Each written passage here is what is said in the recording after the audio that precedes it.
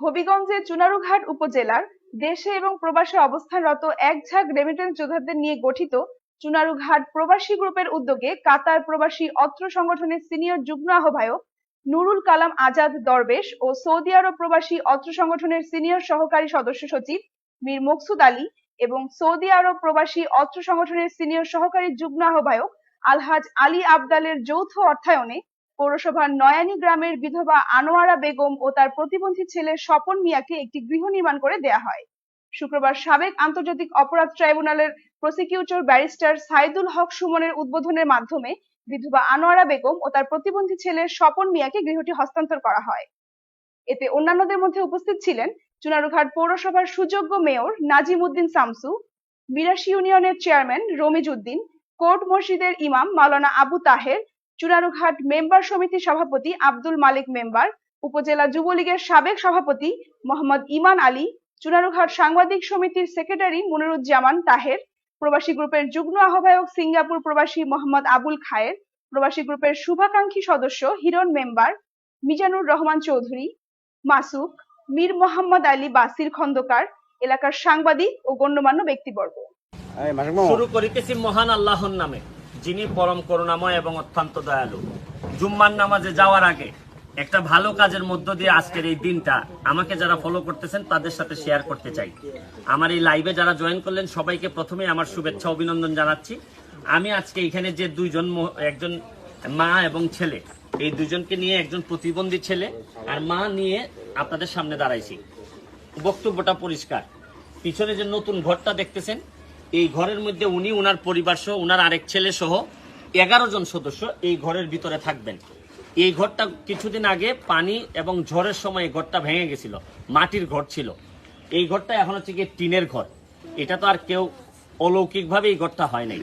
এই ঘরটা যারা বানাই দিচ্ছেন, এটা হচ্ছে কি একটা সোশ্যাল মিডিয়াতে আবু তাহের নামক একজন সাংবাদিকের এই সোশ্যাল মিডিয়াতে দেখে প্রবাসীতে যারা আমাদের এলাকাতে যারা প্রবাসে থাকেন তাদের অন্তত কিছু লোকজন, এই যারা দেখতেছেন তারা এই যে নুরুল কালাম আজাদ দরবেশ সাহেব, মীর মকসুদ আলী এবং আলহাজ আলী আবদাল সাহেব, তারা সবাই কেউ কাতারে থাকেন, কেউ সৌদি আরবে থাকেন।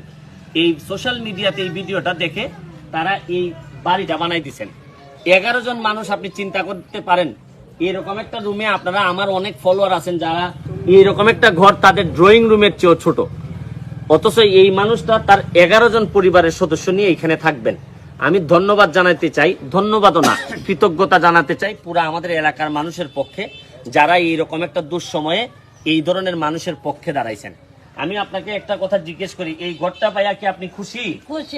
আর এই যে যারা প্রবাসীরা যারা দিছে এবং যারা আরো যারা দিব এবং এলাকার বিভিন্ন কষ্টে যারা থাকে সবার জন্য দোয়া রইল তোমার।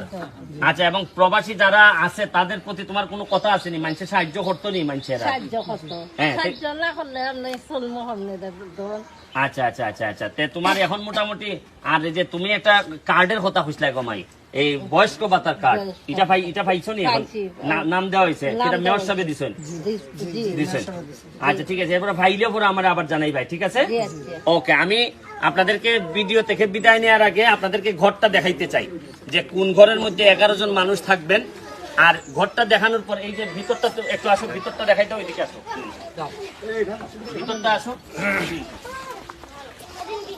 এই যে এখানে দেখেন, এখানে 2 ভাগে বিভক্ত হবে। একদিকে মা থাকবেন আর একদিকে 2 ছেলে তার পরিবার নিয়ে থাকবেন। চিন্তা করা যায় যে এই ঘরটার মধ্যে হচ্ছে কি 11 জন মানুষ থাকবেন। আপনাদেরকে আমি এই ঘরটা দেখাইলাম এবং তারপরে ওনারা খুশি, অন্তত মাটির ঘর থেকে ছেড়ে ওনারা একটা টিনের ঘরে থাকতেছেন। পরিশেষে আপনাদেরকে এখান থেকে বিদায় নেওয়ার আগে, এই ঘর থেকে বিদায় নেওয়ার আগে যারা এখানে আসছেন সবাই এখানে এই সহযোগিতার বিভিন্ন আশ্বাস নিয়ে এখানে আসছেন। তো ভিডিওটা শেষ করার আগে একটা কথা বলতে চাই, আমরা এই করোনা আমাদেরকে নানা ধরনের অভিজ্ঞতা দিচ্ছে। অনেক ধনী মানুষ যারা, তারাও কিন্তু বাঁচতে পারতেছেন না, অনেক টাকা যাদের আছে তারাও কিন্তু বাঁচতে পারতেছেন না। তো পরিশেষে বলবো যে এইরকম প্রবাসীরা যদি আগায় আসেন তাইলে আমাদের জন্য যারা রাজনীতি করেন, রাজনীতিবিদদের জন্য রাজনীতি করাও সহজ হয়। কারণ একজন নেতা বা 2 জন নেতার পক্ষে এরকম হাজার হাজার মানুষের অভাব মিটানো অনেক বেশি কঠিন হয়ে পড়ে। এই ক্ষেত্রে যারা প্রবাসীরা আছেন, আমরা সিলেটের যারা আছি তারা তো প্রবাসীদের ব্যাপারে সাংঘাতিক রকমের কৃতজ্ঞ। প্রবাসীরা আছেন বলেই আমরা হয়তো এতটা ক্ষতির মুখোমুখি হয়েও আমরা ধসে পড়ি না, আমরা হতাশ হই না। তারপরও মহান সৃষ্টিকর্তার কাছে আপনাদের জন্য আবারও দোয়া কামনা করে আজকের মতো এখান থেকে বিদায় নিচ্ছি। ভালো থাকবেন, সুস্থ থাকবেন।